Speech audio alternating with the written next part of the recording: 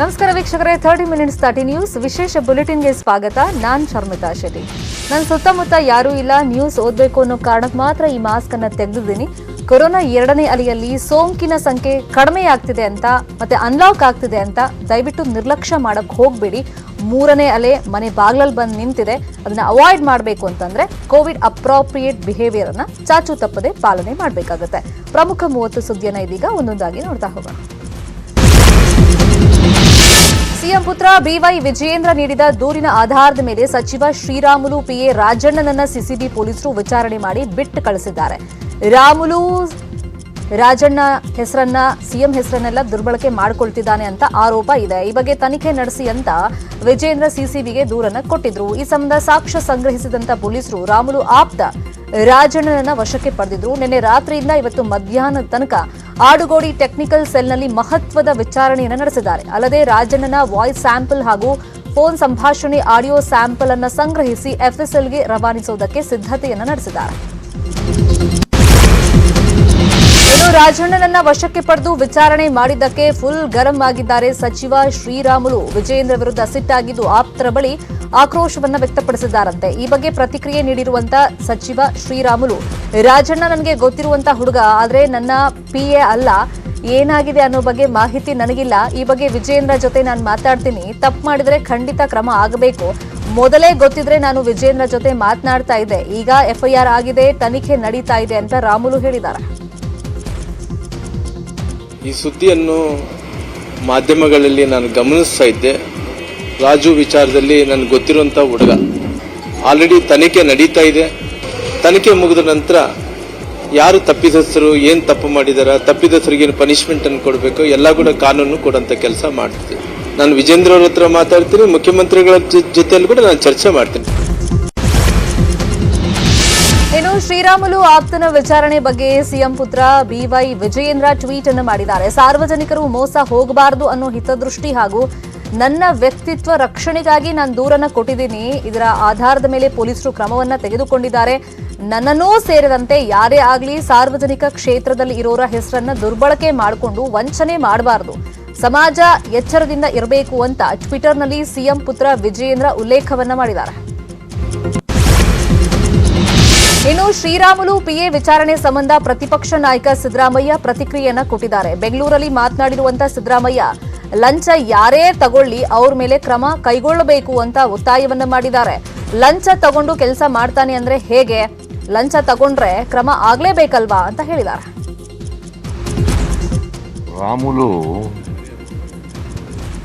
ಲಂಚ ತಗೊಳ್ಳೋನಿಗೆ ಸಪೋರ್ಟ್ ಮಾಡಿದ್ರೆ ಅದ್ರ ಅವ್ರ ನಾಲೆಡ್ಜ್ನಲ್ಲೇ ಮಾಡ್ತಾ ಇದ್ದಾನೆ ಅಂತ ಅರ್ಥ ಆಗುತ್ತಲ್ಲ. With is knowledge only is doing ಅಂತ ಆಗ್ಬಿಡ್ತದಲ್ಲ. ರಾಮುಲು ಹೆಸರಿನಲ್ಲಿ, ವಿಜಯೇಂದ್ರನ ಹೆಸರಿನಲ್ಲಿ ಅಥವಾ ಇನ್ಯಾರದ ಹೆಸರಿನಲ್ಲಿ ತಗೊಂಡು ಕೆಲಸ ಮಾಡಿಸ್ಕೊಡ್ತೀನಿ ಅಂತ ದುಡ್ಡು ತಗೊಂಡ್ರೆ ಅವ್ರ ನಾಲೆಡ್ಜ್ನಲ್ಲೇ ಮಾಡ್ತಾ ಇದ್ದಾನೆ ಅಂತ ಗೊತ್ತಾಗ್ತದೆ, ಸ್ಪಷ್ಟ ಆಗ್ಬಿಡ್ತದೆ. With is knowledge only is doing. ತಪ್ಪಿತಸ್ಥರಿಗೆ ಯಾರೇ ಆಗಲಿ, ಅವ್ನು ಪಿ ಎ ಆಗಲಿ ಇನ್ನೊಬ್ಬ ಆಗಲಿ. ಶ್ರೀರಾಮುಲು ಪಿಎ ರಾಜಣ್ಣ ವಂಚನೆ ಕೇಸ್ ವಿಚಾರವಾಗಿ ಕೆಪಿಸಿಸಿ ಅಧ್ಯಕ್ಷ ಡಿಕೆ ಶಿವಕುಮಾರ್ ಕೂಡ ರಿಯಾಕ್ಷನ್ ಕೊಟ್ಟಿದ್ದಾರೆ. ಶ್ರೀರಾಮುಲು ವಿಜಯೇಂದ್ರ ವಿಚಾರವನ್ನ ಮಾತನಾಡೋದು ನನ್ನ ಲೆವೆಲ್ ಅಲ್ಲ. ಪಿಎಗಳ ವ್ಯವಹಾರಕ್ಕೆ ನಾನು ಮಧ್ಯಪ್ರವೇಶ ಮಾಡೋಲ್ಲ. ಅದರ ಬಗ್ಗೆ ಕಾಮೆಂಟ್ ಕೂಡ ಮಾಡೋದಿಲ್ಲ. ಇದರಿಂದ ಅವ್ರ ಸರ್ಕಾರದ ಫೌಂಡೇಶನ್ ಏನು ಅನ್ನೋದು ಗೊತ್ತಾಗ್ತಿದೆ ಅಂತ ಕಿಡಿಕಾರಿದ್ದಾರೆ.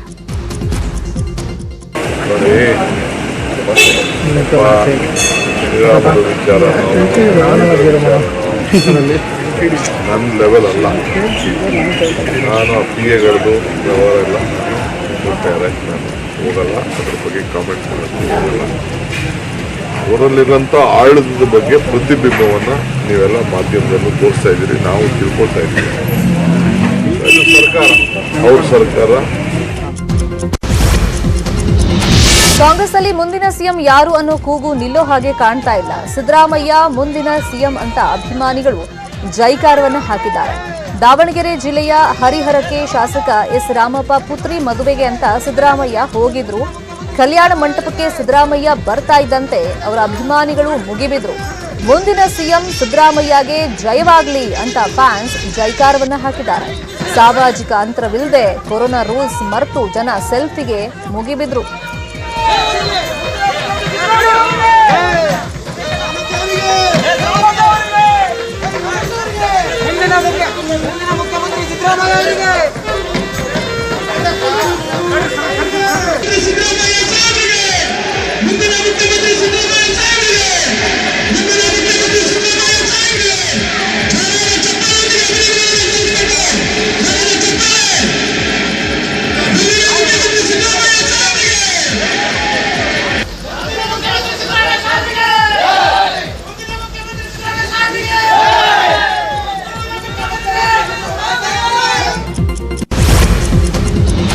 ಕಾಂಗ್ರೆಸ್ ಮುಂದಿನ ಸಿಎಂ ಕಿತ್ತಾಟ ಭುಗಿಲೆದ್ದಿರೋ ಹೊತ್ತಲ್ಲೇ ಹಗರಿಬೊಮ್ಮನಹಳ್ಳಿಯಲ್ಲಿ ಶಾಸಕ ಪರೋಕ್ಷವಾಗಿ ಸಿದ್ದರಾಮಯ್ಯ ಪರ ಬ್ಯಾಟ್ ಅನ್ನು ಬೀಸಿದ್ದಾರೆ. ದಾವಣಗೆರೆಯಲ್ಲಿ ಮಾತನಾಡಿದ ಅವರು ಮುಂದಿನ ಸಿಎಂ ಸಿದ್ದರಾಮಯ್ಯ ಅವರೇ ಆಗಲಿ ಅಂತ ಹೇಳಿದ್ದಾರೆ. ಹೈಕಮಾಂಡ್ ಇದೆ, ನಮ್ಮ ಸಾಹೇಬ್ರು ನಮ್ಮನ್ನ ಕರೆದು ಮಾತನಾಡಿದ್ದಾರೆ, ಜನಾಭಿಪ್ರಾಯ ಇದೆ, ಜನ ತೀರ್ಮಾನ ಎಲ್ಲ ಮಾಡ್ತಾರೆ ಅಂತ ಹೇಳಿದ್ದಾರೆ ಭೀಮಾ ನಾಯಕ್. ನಮ್ಮ ಅಭಿಪ್ರಾಯ ನಾವು ಹೇಳಿವಿ. ಈಗ ಹೈಕಮಾಂಡ್ ಇದೆ, ಈಗ ಸಾಹೇಬರು ಹೇಳಿದ್ದಾರೆ, ಎಲ್ಲರಿಗೂ ಕರೆಸಿ ಮಾತಾಡಿದ್ದಾರೆ, ಜನ ತೀರ್ಮಾನ ಮಾಡ್ತಾರೆ. ಜನಾಭಿಪ್ರಾಯ ಇದೆ, ಜನ ತೀರ್ಮಾನ ಮಾಡ್ತಾರೆ. ಇಲ್ಲ ಇಲ್ಲ, ನಾನು ಹೇಳಿದ್ದೀನಿ, ಒಂದ್ಸತಿ ಹೇಳಿದ್ದೀನಿ. ಅದೆಲ್ಲ ನಾವು ಹೇಳಕ್ಕಾಗುತ್ತಾ 50-50ಗೆಲ್ಲ? ಸೊ ನಾನೇನು ಅಷ್ಟು ದೊಡ್ಡ ಮಟ್ಟದ ಲೀಡ್ರ ನಾನು ಹೇಳಕ್ಕೆ? ಹೈಕಮಾಂಡ್ ಇದೆ, ಅದಕ್ಕೆ ಹೈಕಮಾಂಡ್ ಇದೆ, ರಾಜ್ಯ ಹೈಕಮಾಂಡ್ ಇದೆ, ದಿಲ್ಲಿ ಹೈಕಮಾಂಡ್ ಇದೆ. 50-50 ಸೂತ್ರ ಹೇಳಕ್ಕೆ ನಾನು ಅಷ್ಟು ದೊಡ್ಡ ಲೀಡರ್ ಅಲ್ಲ. ಕಾಂಗ್ರೆಸ್ನ ಮುಂದಿನ ಸಿಎಂ ಯಾರು ಅನ್ನೋ ವಿಚಾರದ ಬಗ್ಗೆ ಮಾತನಾಡಲ್ಲ ಅಂತಾನೆ ಶಾಸಕ ಜಮೀರ್ ಅಹಮದ್ ಮಾತಲ್ಲೇ ಗುದ್ದು ಕೊಟ್ಟಿದ್ದಾರೆ. ನಾವು ಹೈಕಮಾಂಡ್ ನಿರ್ಧಾರಕ್ಕೆ ಬದ್ಧರಿದ್ದೀವಿ, ಲಿಂಗಾಯತರಿಗೆ ಕೊಡಿ ಅಂತ ಎಂಬಿ ಪಾಟೀಲ್ ಹೇಳ್ತಾರೆ, ಅಲ್ಪಸಂಖ್ಯಾತರಲ್ಲಿ ಸಿಎಂ ಇಬ್ರಾಹಿಂ ಕೊಡಿ ಅಂತಾರೆ, ತನ್ವೀರ್ ಸೇಠ್ ನಾನು ಮುಖ್ಯಮಂತ್ರಿ ಅಂತ ಹೇಳಿದ್ದಾರೆ, ಆದ್ರೆ ನಮಗ್ ಮಾತ್ರ ಮಾತನಾಡಬೇಡಿ ಅಂತ ಹೇಳಿದ್ದಾರೆ. ಸಿದ್ದರಾಮಯ್ಯನವರು ಹೇಳಿದ್ರಿಂದಾಗಿ ನಾವು ಮಾತನಾಡಲ್ಲ ಅಂತ ಟಾಂಗ್ ಅನ್ನು ಕೊಟ್ಟಿದ್ದಾರೆ. ಏನೋ ದಾವಣಗೆರೆಯಲ್ಲಿ ಮಾತನಾಡಿರುವಂತ ಮಾಜಿ ಸಚಿವ ಎಚ್ ಆಂಜನೇಯ 2023ರ ಚುನಾವಣೆ ಸಾಮೂಹಿಕ ನಾಯಕತ್ವದಲ್ಲೇ ನಡೆಯುತ್ತೆ, ಮುಂದಿನ ಸಿಎಂ ಯಾರಾಗಬೇಕು ಅನ್ನೋದನ್ನ ಹೈಕಮಾಂಡ್ ನಿರ್ಧಾರ ಮಾಡುತ್ತೆ ಅಂತ ಹೇಳಿದ್ದಾರೆ. ಈಗ ಎಂ ಬಿ ಪಾಟೀಲ್ಗೂ ಆಸೆ ಇದೆ ಮುಖ್ಯಮಂತ್ರಿ ಆಗಬೇಕಂತ, ಖರ್ಗೆ ಸಾಹೇಬ್ರಿಗೂ ಆಸೆ ಇದೆ, ಪರಮೇಶ್ವರ್ಗೂ ಆಸೆ ಇದೆ, ಡಿ ಕೆ ಶಿವಕುಮಾರ್ಗೂ ಆಸೆ ಇದೆ, ಎಲ್ಲ CM ಇಬ್ರಾಹಿಂ ಹೇಳಿದ್ದಾರೆ ನಾವು ನಮ್ಮ ಸಮಾಜಕ್ಕೂ ಮುಖ್ಯಮಂತ್ರಿ ಆಗಬೇಕಂತ. ಎಲ್ಲ ಸಮಾಜ ಆಸೆ ಬಿಡೋದು ಸಹಜ. ಅದು ಅಂದರೆ ತೀರ್ಮಾನ ಮಾಡೋರು ಜನ ಇಷ್ಟಪಡಬೇಕು, ಜನ ಆಯ್ಕೆ ಮಾಡಬೇಕಾಗಿರೋದು. ಸಿದ್ದರಾಮಯ್ಯರು ಇದಕ್ಕೆ ಫುಲ್ ಸ್ಟಾಪ್ ಆಗಿ ಹೇಳಿದ್ದಾರೆ ಟ್ವೀಟ್ ಮುಖಾಂತರ. ಅವತ್ತು ಒಂದು ವಾರ ಹಿಂದೆ ಯಾರು ಮುಂದಿನ ಮುಖ್ಯಮಂತ್ರಿ ಅಂತ ಯಾರು ಘೋಷಣೆ ಮಾಡಬಾರ್ದು, ಹೇಳ್ಬಾರ್ದು ಅಂತ ಹೇಳ್ಬಿಟ್ಟು ನಮ್ಮ ನಾಯಕರಾದಂಥ ಸಿದ್ದರಾಮಯ್ಯ ಹೇಳಿದ್ಮೇಲೆ ಅಲ್ಲಿ ನಾವು ಫುಲ್ ಸ್ಟಾಪ್ ಹಾಕಿದ್ದೀವಿ. ಈಗಿರ್ತಕ್ಕಂಥ ಶಾಸಕರು ಯಾರಿಗೂ CMನ ಆಯ್ಕೆ ಮಾಡೋ ಅಧಿಕಾರ ಇಲ್ಲ.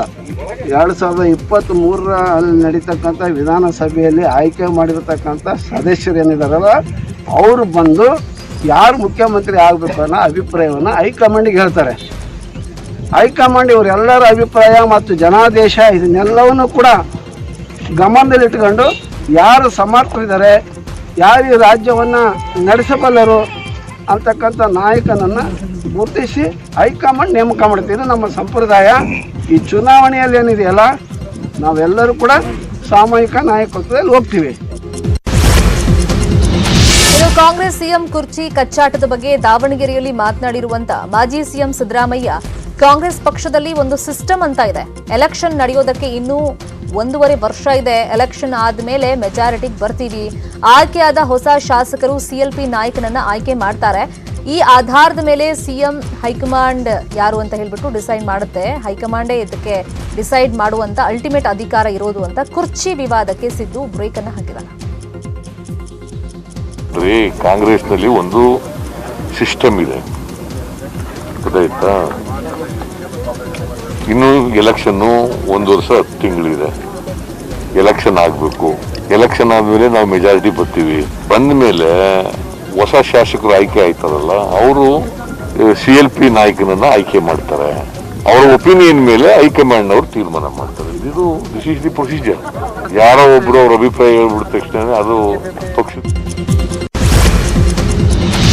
17 ಜನರು ಮೈತ್ರಿ ಸರ್ಕಾರ ತೆಗೆದು ಪ್ರಾಣ ಉಳಿಸಿದ್ರು ಎಂದಿದ್ದ ಮಾಜಿ ಸಿಎಂ ಕುಮಾರಸ್ವಾಮಿ ಹೇಳಿಕೆಗೆ ಕೆಪಿಸಿಸಿ ಅಧ್ಯಕ್ಷ DK ಶಿವಕುಮಾರ್ ರಿಯಾಕ್ಟ್ ಮಾಡಿದ್ದಾರೆ. ಕುಮಾರಸ್ವಾಮಿ ಹೇಳಿಕೆಯೇ ನಮ್ಗೆ ಅರ್ಥ ಆಗಲ್ಲ, 17 ಜನ ಪಾರ್ಟಿ ಬಿಟ್ಟು ಬಿಜೆಪಿಗೆ ಹೋಗಿ ಮಂತ್ರಿಯಾದ್ರು, ಅವರೆಲ್ಲ ಬೆನ್ನಿಗೆ ಚೂರಿ ಹಾಕಿದ್ದಾರೆ, ನಮಗೂ ಆ ನೋವಾಗಿದೆ, ಆದ್ರೆ ಜೀವ ಉಳಿಸೋ ಹೇಳಿಕೆ ಬಗ್ಗೆ ಗೊತ್ತಿಲ್ಲ ಅಂತ ಹೇಳಿದ್ದಾರೆ. ಅದೇನ ನಂಗೆ ಅರ್ಥ ಆಗಿಲ್ಲ. ನಾನು ಆ ಸ್ಟೇಟ್ಮೆಂಟ್ ನೋಡಿದೆ, ನನಗಿನ್ನ 2-3 ಸತಿ ಓದ್ತಾ ಇದ್ದೀನಿ ನಾನು. ನನಗೆ ಆ ಥರ ಅರ್ಥ ಏನು ಅಂತ ನನಗೆ ಇವಾಗ ಎಲ್ಲೇ ಅವ್ರನ್ನ ಯಾರು ಅವ್ರಿಗೆ ಏನು ಮಾಡೋದು ಪಾರ್ಟಿ ಬಿಟ್ಟು ಆ ಪಾರ್ಟಿಗೆ ಹೋಗಿ BJPಗೆ ಹೋಗಿ ಮಂತ್ರಿ ಆಗವ್ರೆ, ಬ್ಯಾಕ್ ಸ್ಟ್ಯಾಬ್ ಆಗಿದೆ, ನೋವಾಗಿದೆ. ಅದ್ರ ಬಗ್ಗೆ ನಾನು ಸಿಎಂ ಯಡಿಯೂರಪ್ಪ ವಿರುದ್ಧ